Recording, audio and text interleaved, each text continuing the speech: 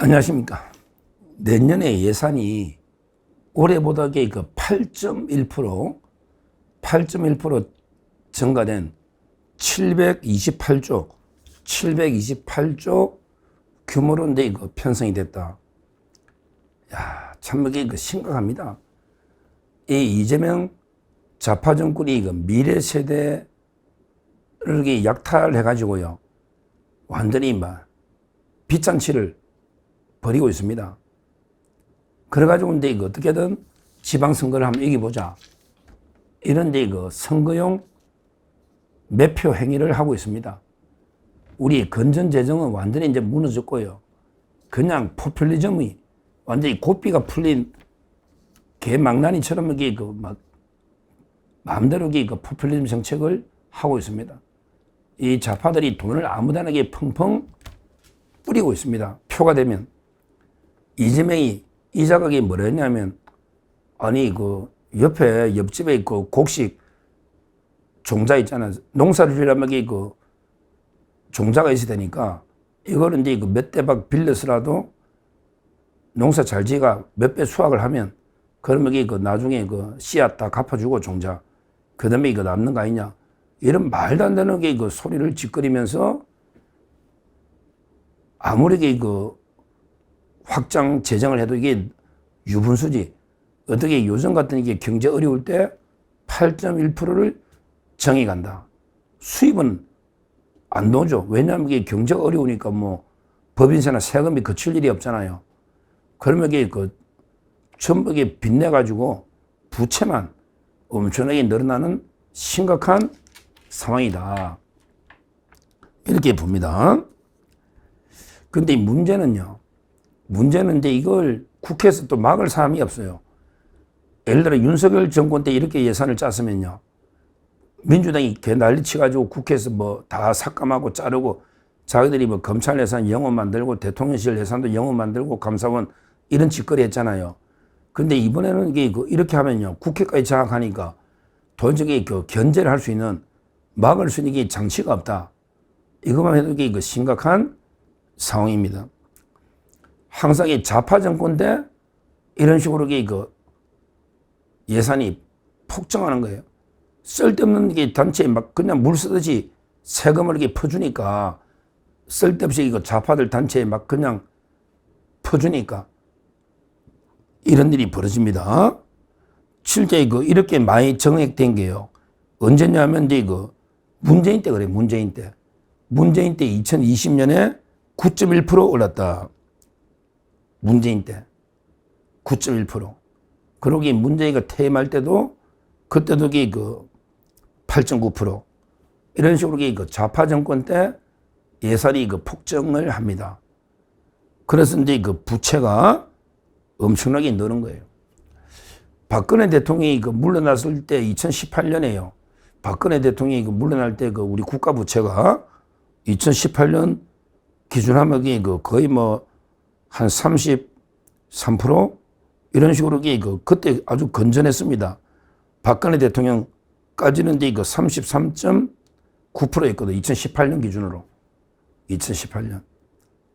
근데요, 문재인가요, 얼마나 올리는지, 문재인가 끝날 때 2023년 물러날 때요, 국가 부채가 이제 원래는 33이었는데, 근데 갑자기 46.8까지 국가 부채가 GDP 대비 46.8%까지 국가 부채가 완전히 막 기하급수로 늘어난 거예요.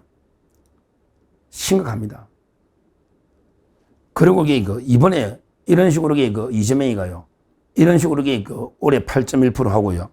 근데 문제는 내년 그 다음에도 5%에 잡아놨네. 장기 계획을 올해 8.1, 그 다음에 2027년, 28년도 5%, 그 다음에 2029년 4%, 이렇게 예산을 정해간다. 이렇게 잡아나니까, 그럼 이게 어떻게 되느냐. 이대로 가면 2029년에 가면 GDP 대비 58까지 부채가 늘어납니다. 2018년에 박근혜 대통령 때 33이었는데, 야, 문재인가 46, 그렇게 엄청나게 올리는 거죠. 13% 올렸으면 GDP 대비니까 엄청난 거죠. 그런데 이대로 가면 이재명이는요, 59%, 또 이게 또 13% 올리네.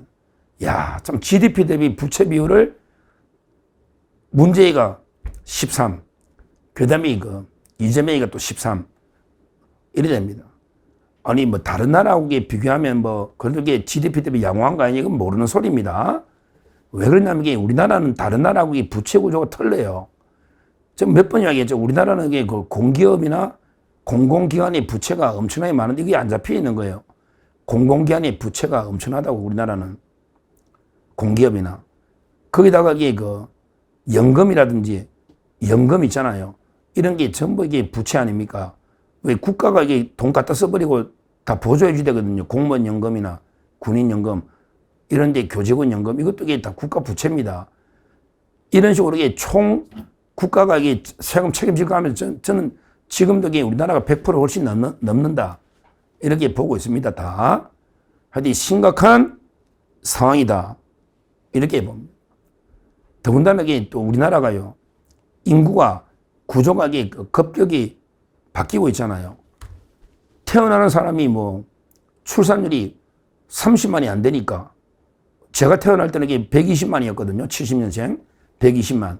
근데 지금 뭐 30만이 안 되니까 그럼 이게 30만도 안 되는 20몇만 명이 태어나가지고 어르신들, 노인들에게 한 사람이 한 3, 4명씩 부양해야 될 겁니다.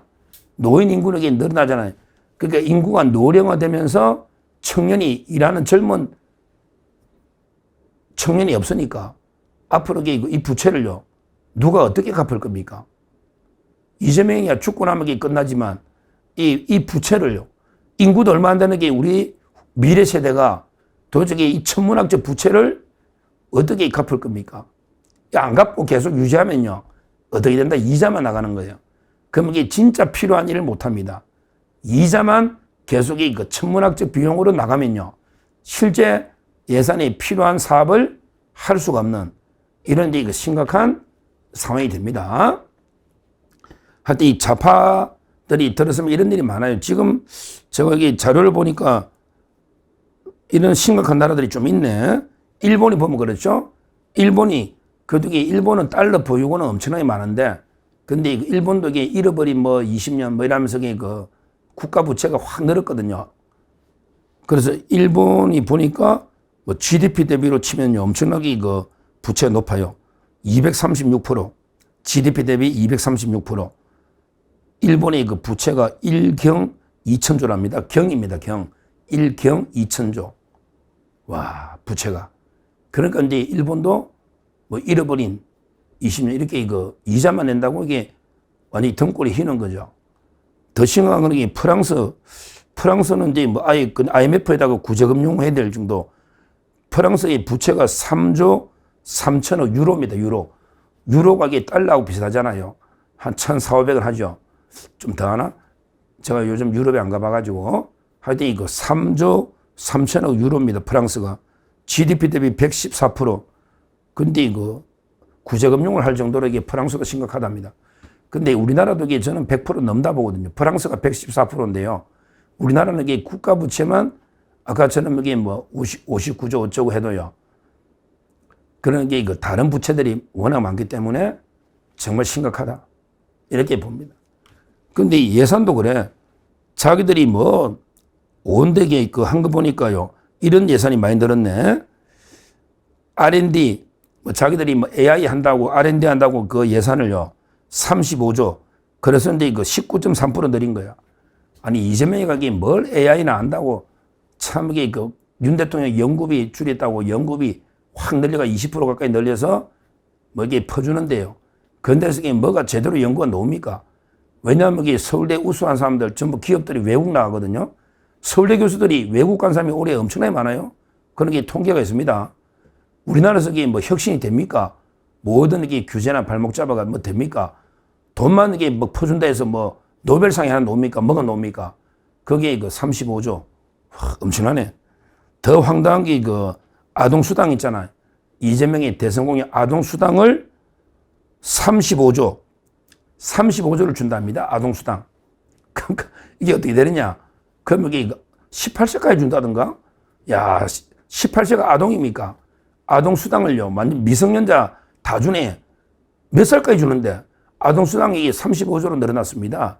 도대체 저번에 제 기억에 한 18세 이런 게 공약을 본 적이 있거든요. 이게 아동입니까? 참 이게 황당하죠. 그리고 농촌에 자기들이 농민들 표가 있으니까 농촌에 뭐 쌀하고 소고기에 쪼쪼쪼 하면서 농촌의 기본소득 11조 5천억 이런 식으로 예산이 대폭 증액된 거예요. 근데 더 황당한 거는 이게 또 상품권, 지역 상품권이 2조다. 야, 지역 상품권이 2조다. 2조. 이렇게 늘어났습니다. 유일하게 줄어든 게 예산 중이에요. 유일하게 줄어드는 게 외국의 공적인 원조, 공적 개발 원조라고 ODA 사업이라고 있죠. 왜 어려운 나라들에게 좀 도와주는 게 있잖아. ODA, 공적 개발 원조. 이것만 이제 9.1% 삭감했네. 하긴 미국에 다 퍼주니까 뭐 다른 나라에 진짜 어려운 나라는 퍼줄 게 있나.